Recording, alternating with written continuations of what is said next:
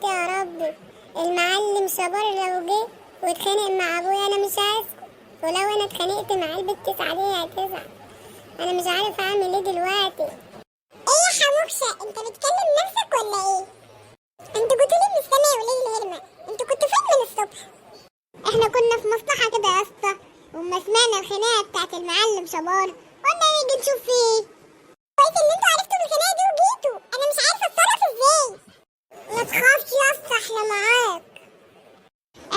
احنا معاك يا ابن المعلم تلتله، يلا خدوا على الحاره كلها وعلينا احنا كمان.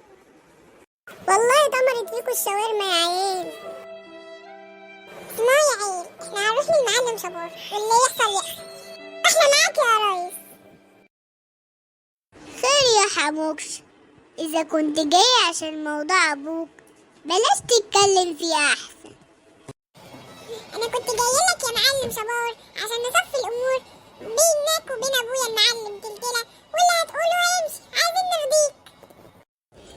والله أنت أصيل أوي يا واد يا حموكش. أنا اللي يرضيني إن الطلبية اللي جاية هتبقى بتاعتي أنا.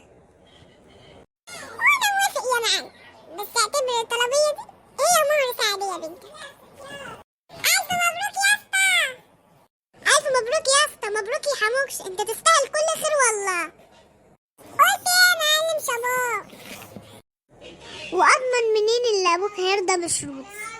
ابي يا معلم انت بتتكلم مع راجل، ابويا نحسب ولا انا يا معلم صبار؟ انت ورطت نفسك كده يا حموكشه باللي انت عملته ده.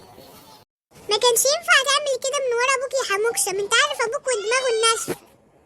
ما كانش ينفع يا اسطى انت وهو اللي انا افضل اقول لابويا حاضر ونعم قدام مستقبلي. انا خلاص كبرت ولازم ان انا اواجه ابويا واقول له اللي انت بتعمله بقى كفايه. ربنا يسترها بقى واواجه ابويا المعلم تلتله ويقتنع ويوافق بقى.